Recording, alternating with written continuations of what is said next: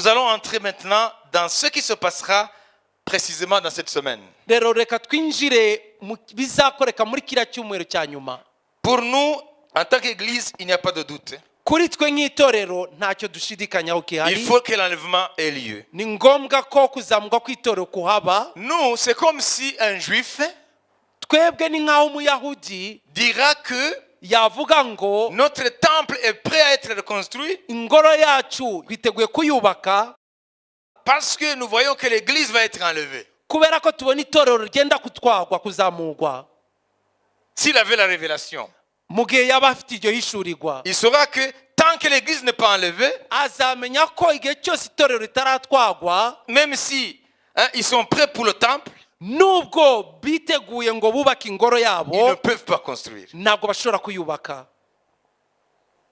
Vous comprenez? Murabyumva? Parce que le temple spirituel est un blocage. Kubera ko ingoro yo mu mwuka ibabereye inzitizi. C'est l'église de Jésus. N'itorero rya Yesu Kristo. Aussi longtemps que l'église est sur terre, Igihe cyose itorero rikiri mu isi ils vont parler de reconstruire, bazavuga ibyo kongera kubaka mais ingoro ils ne vont pas yabo, reconstruire. ariko ntabwo bazayubaka.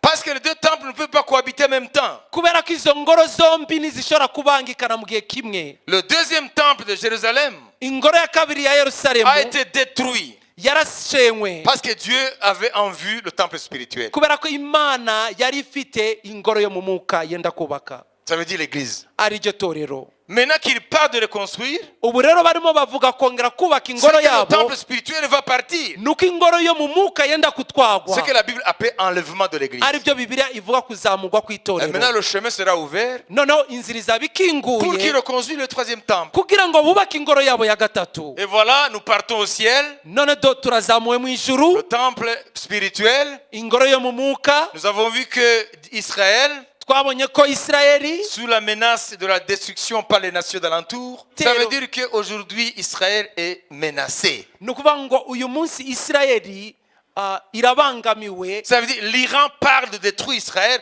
de le rayer de la carte. Igihugu cya Irani kiravuga gusenya Isirayeli no kuyisiba kuri karita y'isi. Ça, ce sont des discours officiels des dirigeants de l'Iran. Ayo niyo magambo abayobozi b'igihugu cya Irani bavuga uyu munsi. Et l'Iran, c'est l'ancien Perse. Irani rero ni ubuperesi bwa kera. Vous comprenez? Murabyumva? Les nations d'alentour sont hostiles à Israël. Rero biriya bihugu bizengurutse Isirayeli icyo barota ni ukuyisenya. Avec la Russie, avec eux.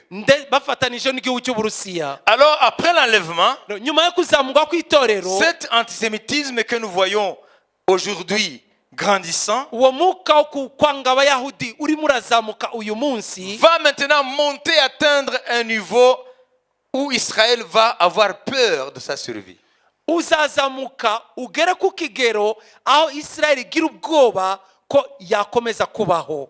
Que maintenant, ça va être l'extermination de la nation juive. Ko noneho bagiye gutsemba ubwoko bw'Abanyisirayeli. Alors, ils vont faire une alliance avec le chef de l'ancienne Rome ou l'ancien empire romain, ça veut dire l'Europe confédérée.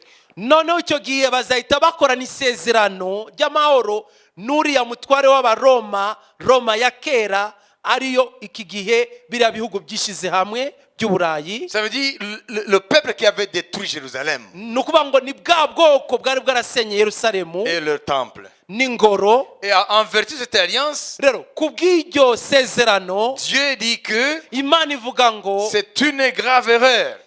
bizaba ari ikosa rikomeye. C'est une alliance avec le séjour des morts. Ni isezerano n'ikuzimu. C'est un pacte avec la mort. Ni isezerano n'urupfu. Ça veut dire que la destruction qu'ils craignent Nuvuga ngo ukurimbugwa bazaba batinya va les atteindre. kuzabageraho. C'est ce que Dieu dit. Nibyo Imana ivuga. Aujourd'hui, je vais rajouter quelque chose. Ubu uyu munsi reka nongereho ikindi kintu. Quand Jésus va revenir, Yesu naza, ça veut dire qu'il y aura 2/3 des Juifs qui seront exterminés. Zacharie 13, 8, 9. Zakariya 13:8-9 aravuga ko 2/3 by'Abayisirayeli bizaba byatsembwe Par la coalition des nations. na biriya bihugu amahanga yishize hamwe. Ça veut dire les pays arabes plus l'Iran, à leur tête la Russie. Nuvuga ngo ni biriya bihugu by'Abarabu gereko Irani bikuriwe biri ku isonga n'Uburusiya. Même certains pays de l'Afrique tels que le Soudan, et la Libye, n'ibindi bihugu bimwe byo muri afurika nka sudani na libiya, nous verrons tous les pays, Dieu les a nommés ici. tuzabona ibyo bihugu byose imana yarabivuze hano muri bibiliya. Pourquoi est-ce que Dieu va permettre à ce que 2/3 des Juifs soient détruits? kubera ko imana izemera ko 2/3 bitsembwa. Il a dit que c'est une œuvre. Comment? yavuze ngo ni umurimo umeze gute? Un travail inouï, umurimo itishimiye, et une œuvre. umurimo udasanzwe. Amen. Amen. Alléluia. Amen. Amen. Amen. Est-ce que vous comprenez? murabyumva? Pourquoi est-ce que c'est étrange? kubera ko ari umurimo udasanzwe? Pourquoi est-ce que c'est inouï? kubera ko ari umurimo udasobanutse? C'est parce que dans la nature de Dieu, ni ukubera ko muri kamere y'imana il ne veut pas la mort de celui qui meurt. ntabwo yishimiye urupfu gupfa. C'est-à-dire, Dieu ne se réjouira pas de ces morts-là. ni ukuvuga ngo imana ntabwo izishimira urupfu rw'abariya bantu. Ça veut dire, en Israël, il y a 2/3. ni ukuvuga ngo muri isirayeli hari 2/3. S'il y a 9 millions, niba tuvuge ko hari 9,000,000, aujourd'hui c'est presque 9 millions, uyu munsi barasatira 9,000,000, alors 6 millions vont périr. bihita bivuga ko 6,000,000 bazapfa bose. Alors Jésus va sauver 3 millions. noneho yesu arokore 3,000,000 gusa. C'est 2/3, n'est-ce pas? sibyo? ni 2/3. Amen. Amen. Vous voyez 6 millions? murabona 6,000,000 C'est beaucoup de gens. ni abantu benshi cyane. Amen. Amen. Donc Dieu ne va pas se réjouir de ces morts-là. rero imana ntabwo izishimira urupfu rw'abo bantu. Alors, son travail inouï, rero umurimo wayo udasobanutse, son œuvre étrange, umurimo wayo udasanzwe ne va pas s'arrêter seulement au jugement qui va tomber sur Israël. ntabwo uzagarukira ku iteka rizagwira ishanga rya isirayeli gusa. Même les nations qui seront là, ndetse n'amahanga azaba yateraniye aho ngaho, qui viendront attaquer Israël. azaza gutera isirayeli. Ce travail inouï, cette œuvre étrange va les frapper. uwo murimo udasanzwe, uwo murimo udasobanutse uzabageraho. Alors, puisque Dieu a donné des juifs, le nombre, c'est les juifs qui vont mourir. kubera ko imana yatanze umubare w'abayahudi bazapfa, Mais Dieu n'a pas donné le nombre des non-juifs qui mourront. ariko imana ntabwo yatanze umubare w'abanyamahanga bazapfa. Il s'est contenté de dire, ahubwo icyo yavuze ni iki: ils seront plusieurs. bazaba ari benshi cyane.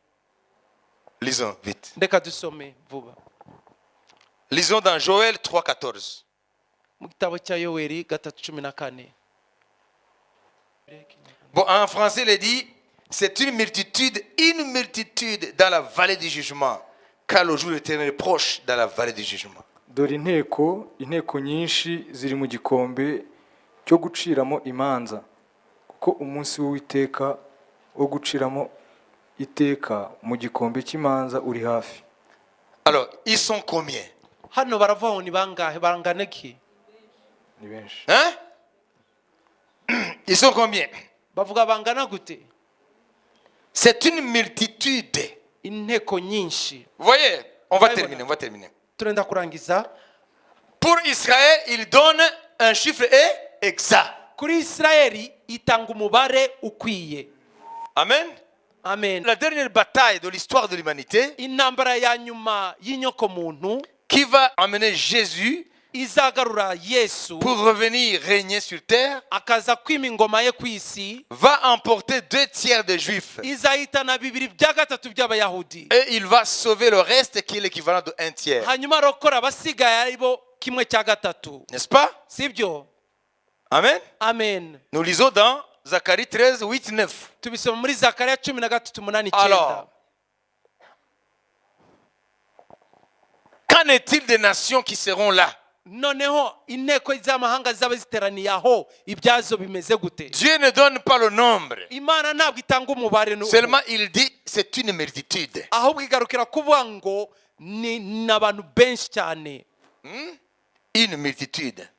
ni imbaga La y'abantu. Bible répète 2 fois. bibiliya ibisubiramo inshuro ebyiri. C'est une multitude. ni inteko Une nyinshi. multitude dans la vallée du jugement. inteko nyinshi mu kibaya Au jour de cy'urubanza, l'Éternel. ku munsi w'iteka. Vous comprenez?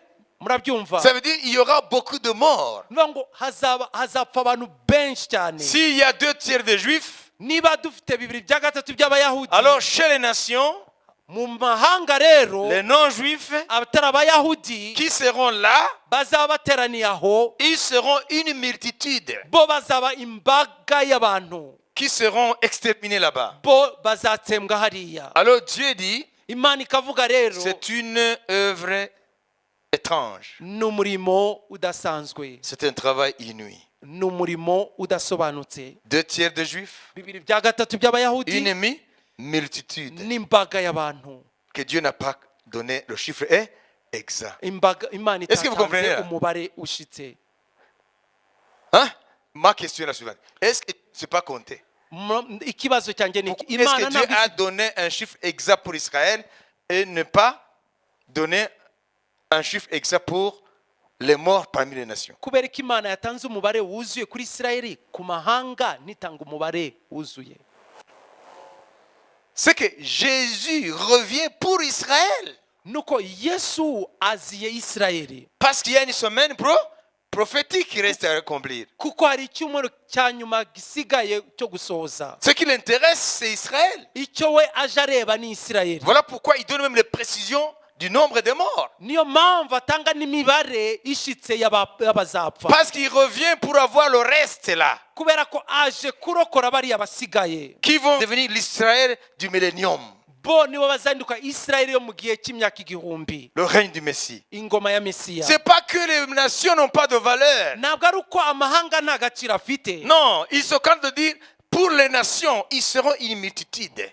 ku mahanga ivuga ngo bo bazaba ari imbaga y'abantu qui vont mourir nibo bazahapfira durant cette dernière bataille. muri iyo ntambara ya nyuma Mais parce que les prophéties focalisent sur Israël, ariko kuko ubuhanuzi buze bureba isirayeli alors Dieu donne des précisions sur Israël. rero imana itanga imibare ishitse kuri isirayeli C'est pas que la vie des nations, la vie d'un païen ou la vie des non-juifs n'a pas de valeur. ntabwo ari uko ubuzima bw'umupagani cyangwa ubutari umuyahudi nta gaciro bufite C'est que Dieu est concentré dans l'exécution, la réalisation de sa parole. nuko imana yo ikireba ni ugusohoza ibyanditswe mu ijambo ryayo Jésus enlève l'église. yesu atwaye itorero Et il revient pour qui? none aje agaruka kubera Pour abandi Pour Israël. aje agarukira abanyisirayeli Quel est le temps des nations? ibihe by'amahanga ni ibihe Quel est le temps où Dieu ouvre ses bras grands ouverts aux nations? ni ibihe b'imana yakinguriye amaboko yayo kugira ngo ihe abanyamahanga agakiza C'est tous ces 2000 ans. ni imyaka ibihumbi bibiri yose Ces 2000 ans, c'est Dieu qui se tourne aux nations. iyi myaka ibihumbi bibiri ni imyaka imana ireba abanyamahanga ikabakingurira L'amour de amaboko. Dieu maintenant pointe les nations. urukundo rw'imana ubu rutumbira amahanga Il y a 2000 ans, hashize imyaka ibihumbi bibiri Dieu a tourné le dos à Israël. imana yateye umugongo wa isirayeli Dieu se tourne maintenant pour les nations, leur donne le salut. ubu none imana ihindukiriye amahanga ngo iyahe agakiza Il s'est tourné vers les nations. yahindukiriye abanyamahanga Même en 2009, ndetse no mu mwaka wa 2019 l'amour de Dieu est en train de sillonner les nations. urukundo rw'imana rurimo kuzenguruka amahanga Dieu est en train de chercher les Rwandais, imana irashakisha abanyarwanda les Congolais, abakongomani les Chinois, abashinwa les Français, abafaransa les Mozambicains, abanyamozambike les Indiens, les les Coréens. abakoreya Dieu appelle toutes les nations. imana irahamagara amahanga yose L'amour de Dieu aujourd'hui urukundo rw'imana uyu munsi ne fait exception de personne. ntabwo rurobanura ku Dieu butoni appelle les nations. imana irahamagara amahanga Et son temps a été très long. kandi igihe cyayo cyabaye kinini cyane Oh, la patience de Dieu envers les nations aho kwihangana kw'imana ku a mahanga été très élastique. kwabaye kurekure cyane C'est ce qu'on appelle la longanimité de Dieu. nuko kwihangana kurekure Ça kw'imana fait plus de 2000 ans. ni imyaka ibihumbi bibiri ishize Dieu est patiente pour les nations. imana yihanganira amahanga Il n'y a pas de colère sur les nta nations. mujinya nta burakari buri ku mahanga Parce que l'amour de Jésus kubera ko urukundo rwa yesu est en kirisito train de parcourir nation après nation. kurimo kurazenguruka igihugu ku kindi Mais lorsque le dernier Goïm, le dernier Goï, ariko Goï en hébreu ça veut dire non-juif. Goïm c'est le pluriel de Goï, ça veut dire les non-juifs.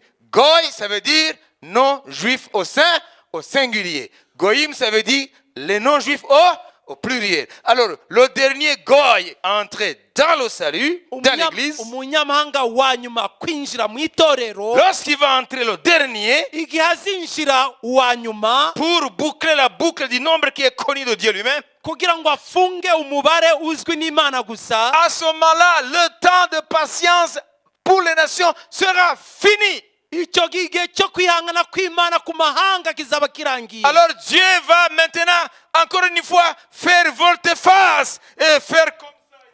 Imana none izahita iheraho ako kanya ihindukire ifungura amaboko iyakingure Isirayeli, Il va dire, hanyuma ivuge ngo pour un temps, kubw'igihe runaka je t'ai dérobé ma face. nakwimye mu maso Mais hanjye, maintenant, noneho nonaha à cause de tes pères, kubw'abasogokuruza à cause bawe, de l'alliance avec Abraham, kubw'isezerano nagiranye na Aburahamu, maintenant je suis émis de compassion pour ubu toi. noneho mfashwe n'impuhwe n'imbabazi ku bwawe. Mon cœur se dilate pour l'amour que j'ai pour toi. Umutima wanjye urakubita kubw'urukundo ngufitiye, J'ai des élans d'amour pour toi. numva mfise ibinezaneza ku rukundo kuri wewe. Alors Israël, Rero Isirayeli, viens tomber dans les bras de ton Dieu. ngwinugwe mu maboko y'Imana yawe. C'est ça, mes frères et sœurs. Nibyo bene data bashiki banjye, Qui a compris le plan de Dieu? ninde wasobanukiwe umugambi w'Imana? Mungu hana upendeleo. Imana ntabwo irobanura ku butoni, Il nous a donné plus de 2 millénaires duhaye ibinyagihumbi bisaga bibiri pour que les nations entendent l'amour de Dieu. kugira amahanga yumve urukundo rw'Imana. Est-ce que les gens répondent à l'amour de Dieu?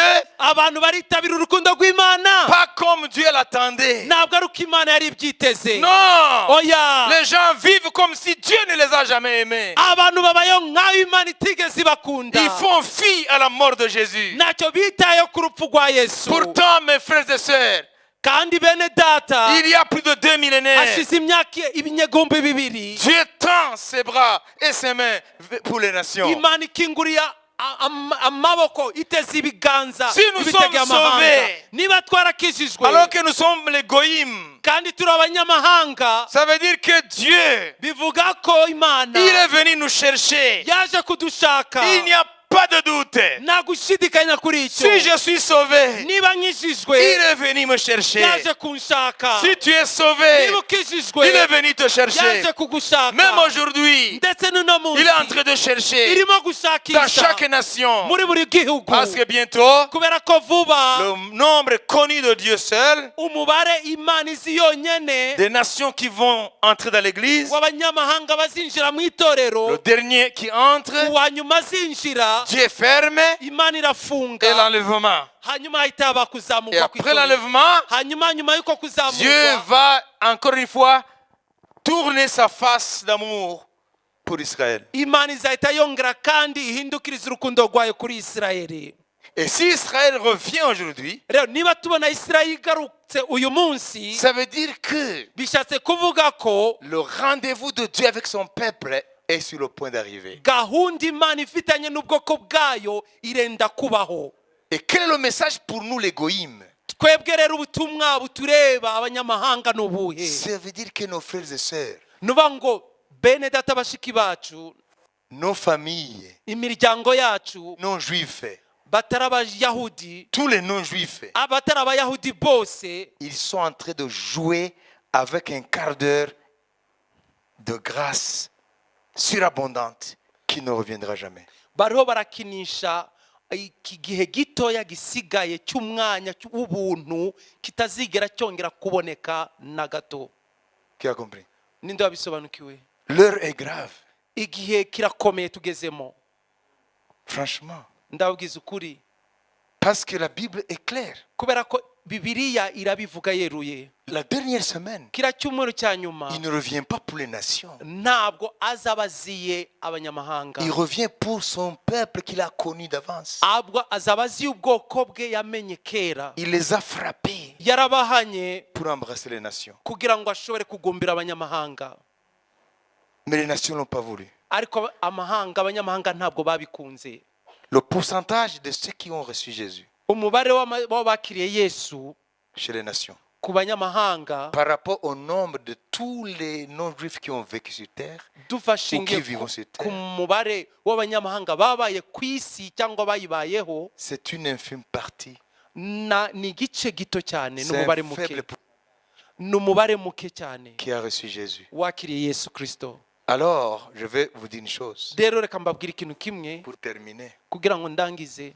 Écoutez, Mwumve, Paul dit, Pawulo aravuga ngo vous les goïms, vous les non-juifs, mwebwe mw'abanyamahanga mwe, ne vous glorifiez pas au détriment d'Israël. ntimwirate kuri Isirayeli, Parce que, kubera ko, écoutez-moi, je termine. mwumve ndangize, S'il n'a pas épargné son propre peuple niba itararetse guhana ubwoko bwayo bwite, et qu'il a coupé de l'olivier ikabuca kuri Elayo, et les branches naturelles de l'olivier, kandi yari amashami ya Elayo y'ukuri, coupé, agacibwa, Abraham Abrahamu en Christ, muri Kristo c'est lui le tronc.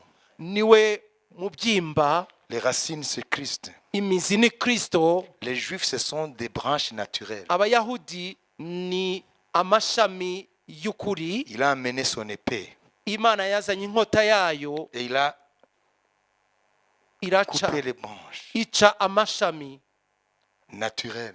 amashami y'ukuri. Et nous, nous étions des oliviers sauvages. Twebwe rero twari Elayo z'iminzenze, Les racines, c'était le culte païen. nuba ngo imizi yacu yari gusenga imana zipfuye. C'est Satan qui nous nourrissait de sa sève. Satani yatugaburira ibye, Notre souche n'est pas sainte. igishitsi cyacu ntabwo cyejejwe. Nous poussons les branches sur le tronc païen et des racines païennes. Amashami yacu ashamikiye ku mubyimba w'igipagani ndetse n'imizi n'igipagani. Et Dieu est venu. Imana noneho iraza Il a coupé les branches naturelles. ikata amashami y'ukuri. C'est le juif. Ni wa muyahudi Il est venu chez les Rwandais. iza ku munyarwanda, Il m'a trouvé sur l'olivier sauvage. imbona kuri Elayo munzenze, Il m'a coupé sur l'olivier sauvage. irankata kuri uriya munzenze, Il m'a greffé à l'endroit des juifs là. intera mu mwanya w'umuyahudi hano. Et ce qui me porte, Rero ikimpetse c'est un tronc saint ni umubyimba wera avec des racines saintes. n'imizi yera. Et il dit ceci. Akavuga ngo rero S'il n'a pas épargné les branches naturelles niba atagiriye impuhwe ariya mashami y'ukuri, et s'il les a retranchées, akaba yarayaciye, toi païen, wowe wa munyamahanga, qui étais païen, wowe wari umunyamahanga non-juif, utari umuyahudi, au lieu de se glorifier mu cyimbo cy'uko wakwirata sur les oliviers, sur les branches kwirata naturelles, kuri ariya mashami y'ukuri, plutôt crains, ahubwo tinya, tremble. hinda umushyitsi, S'il ne les a pas épargnés, niba bo atarabagiriye impuhwe, et si tu joues avec le salut, nukinisha agakiza, à combler plus forte raison, birushaho cyane gukomera, sa colère tombera sur toi umujinya wayo uzakugwira pour te retrancher définitivement. kugira ngo uguce burundu. Qui a compris? Ninde wabisobanukiwe? C'est dans Romains. N'ibyanditswe mu Baroma. Nous lisons et puis nous clôturons. Reka dusome noneho tubone gusoza. Est-ce que vous le comprenez? Mwabyumvise? N'est-ce pas grave? Ntabwo ari ibintu biteye ubwoba. Hein? Alors, vite, vite. Nous allons lire Romains 11. Reka dusome mu Baroma 11. Amen. Amen. Alléluia. Amen. Verset 11 et jusqu'au verset 24. Comprenez par l'esprit. Mubyumve mu mwuka. nuko ndabaza nti basitariye kugwa rwose ntibikabeho, ahubwo kugwa kwabo kwatumye agakiza kagera ku banyamahanga kugira ngo bitere Abisirayeli ishyari. Ariko ubwo kugwa kwabo kwabereye abari mu isi ubutunzi, kandi gutuba kwabo kukabera abanyamahanga ubutunzi, nkanswe kugwira kwabo. Ariko ndababwira mwebwe abanyamahanga yuko nubahiriza umurimo wanjye, kuko ndi intumwa ku banyamahanga, kugira ngo ahari nteze ishyari bene wacu, mbone uko nkiza bamwe muri bo. Ubwo gucibwa kwabo guhesheje abari mu isi kwiyunga n'Imana, kugarurwa kwabo ntikuzaba kuzuka.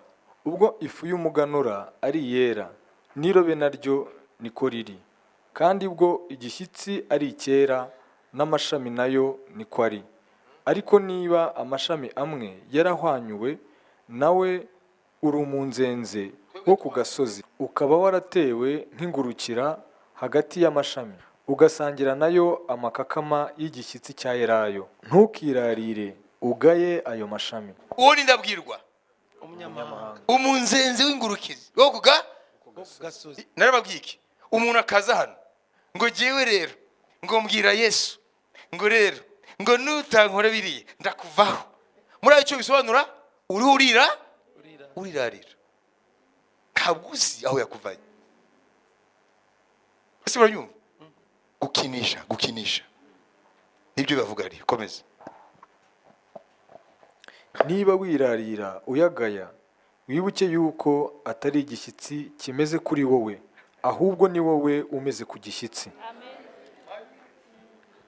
Ahari wavuga uti amashami yahwanyuriwe kugira ngo nterweho. Ni koko kutizera niko kwayahwanyuje, none nawe kwizera niko kuguteyeho. Ntukibone ahubwo utinye, kuko ubwo Imana itababariye amashami ya kavukire, nawe ntizakubabarira. Nuko urebe kugira neza kw'Imana kandi no kutabera kwayo. Ku baguye ni ukutabera, ariko kuri wowe ni ukugira neza. Nuguma muri uko kugira neza kwayo, kuko nutagira utyo nawe uzahwanyurwa. Kandi ba bandi nabo nibatagundira kutizera kwabo, bazaterwa nk'ingurukira, kuko Imana ishobora kubagaruraho. Ko wahwanyuwe ku giti cyavutse ari umunzenze, ugaterwa nk'ingurukira kuri elayo nziza utavutseho, nkanswe ba bandi bene yo ntibazarushaho cyane guterwa muri elayo yabo. Amen. Amen. Amen.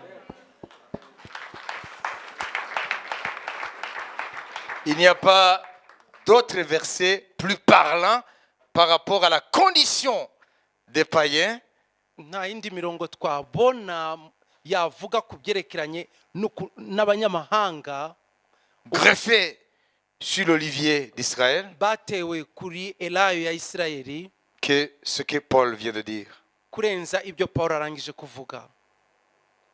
hari igihe tufata ibintu y'agakiza for granted tukabifata gutyo. rimwe nijoro nigeze kumva, urabona ari ikintu bita les signes précurseurs d'une attaque cardiaque. ibimenyetso bibanziriza kugira indwara y'umutima. sibyo? donc c'est des attaques du diable. n'ibitero bya Satani. numva bikomeye. alors j'ai pris ma main, j'ai dit au nom de Jésus, ubwo nshira ikiganza cyanjye hano je te mvuga ngo commande de lâcher. mu izina Yesu ndagutegeka kurekura. biragenda. none ndibaza, iyaba ntafite Yesu nari guhamagara ndi? namwe nimubwire, nari guhamagara ndi? mafaranga yanjye ngwino, diplome zanjye ngwino, nari guhamagara ndi? nta mana zindi. murabona icyo Imana dukoreye. ibi niyo bivuga ngo ntitukirate cyangwa twirarire, ahubwo dutinye, tuzirikane aho twari turi nicyo turi uyu munsi muri Kristo Yesu. Amen. bizatuma tugira umutima ushima aho umwami yatuvanye. Amen. God bless you. Imana ibahe umugisha. duhaguruke.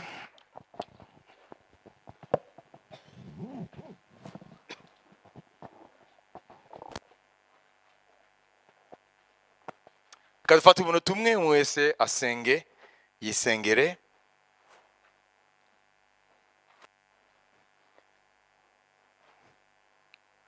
dutahe nibura dufite iyo shusho ya elayo y'ukuri na elayo y'umuzenzi w'ingurikizi yo ku gasozi. hanyuma uzatangira kumenya ingaruka z'abantu basuzugura ubuntu bwa Yesu nyuma y'uko umwami azaba amaze gutwara itorero. murumva yuko amahanga azaba ari mu kaga gakomeye. niyo mpamvu ibi bivuga ko Imana izakora umurimo wayo itifuzaga gukora, ariko Imana izawukora kubera ko itifuza ko hagira upfa urimbuka, ishaka ko abantu bose bakizwa, ariko Imana izabikora. Haleluya. Data, mu izina rya Yesu Kristo, turagushima ku buntu buhambaye waduhaye. Twebwe kera nta bwoko twarimo, ariko Mwami waduhinduye ubwoko ndetse batambye.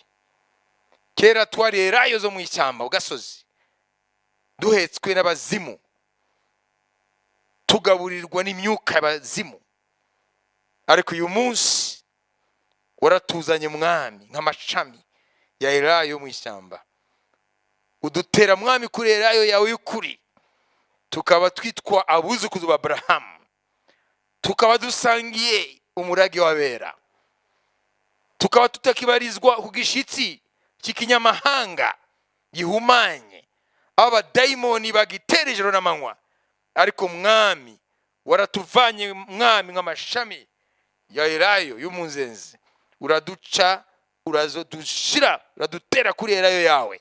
Haleluya. Tukaba muri Kristo tugaburirwa, haleluya, n'umwuka w'Imana. Mu cyimbo cy'abazimu turatwita umwuka w'Imana. Mu cyimbo cyo kubaho nta Mana rurema turagufite Mana. Mu cyimbo cyo kutagira umurengezi turagufite Kristo. Mu cyimbo cyo kutagira amasezerano y'Imana turayafite muri Kristo. Haleluya. Urakoze Data kuri uwo murimo uhambaye wadukoreye. Uyu munsi twakabaye tugowe kubera yuko nta Mana twari dufite. Birenze ingorane z'ubuzima, urupfu narwo rwatumiraga bunguri, rupfu akadutwara akadushorera ikuzimu nta byiringiro. Ariko uyu munsi Mwami turaguhamagara iyo turwaye, turaguhamagara mu bukene, turaguhamagara mu byago, turaguhamagara mu ngorane zitandukanye. Haleluya. Kandi ukaza Mwami, kandi kiruta byose n'urupfu nabwo rwakomanga, tuzaguhamagara, we warumize bunguri uzaseruka. Turagushima Mwami Yesu Kristo, watuzanye mu rugo rwa Data. Twari inzererezi, nta Mana, tuyerera, abadayimoni batujyana hirya no hino. Uratushaka Mwami, uratubona, uraduhamagara. Ntago twabona amagambo yo kugushima, Mwuka urutwigishe gushima. Ariko nitugera mu ijuru uzaduha ururimi rushya n'amagambo mashya, niho tuzagushima nko bikwiriye. Ariko mu gihe tutaragerayo, uturinde umutima w'ubugugu, uturinde umutima wo kwirarira, uturinde umutima wo kudashima. Tuzirikane icyo wadukoreye, tuzirikane aho wadukuye, tuzirikane Mwami aho watuvanye naho wadushize uyu munsi. Umugisha ubwoko bwawe, turatakambiye amahanga twavuyemo Mwami, abatari abayuda, kugira ngo iyi myaka 2000 isaga yo kwihangana kwawe Mwami ukize benshi bashoboka. Muri iyi minsi, muri aka kanya gato tutazi uko kangana, kiza Mwami muri buri gihugu benshi bashoboka mu izina rya Yesu. Mbere yuko ugarukira Isirayeli ugahana amahanga, Mwami ukize benshi bashoboka. Turabatambye Mwami, turabatakambiye kugira ngo Mwami ubakize. Abo bose bari baragenda mu byaha, abo bose bari mu bishuko bya Satani, abo bose basubira inyuma baba mu byizerwa, Mwami wongere ubarebe, ubagarure mu nzu yawe, ubagarure mu rukundo rwawe. Natwe Mwami uduhe ishyaka ryo guhamya urukundo rutagira akagero. Mwami Yesu wadukunze, turagushima twese dukomera amashi mu izina rya Yesu. Amen. Ubone bw'Umwami wacu Yesu Kristo n'urukundo rw'Imana no gusaba n'Umwuka Wera bijyana twese. Amen.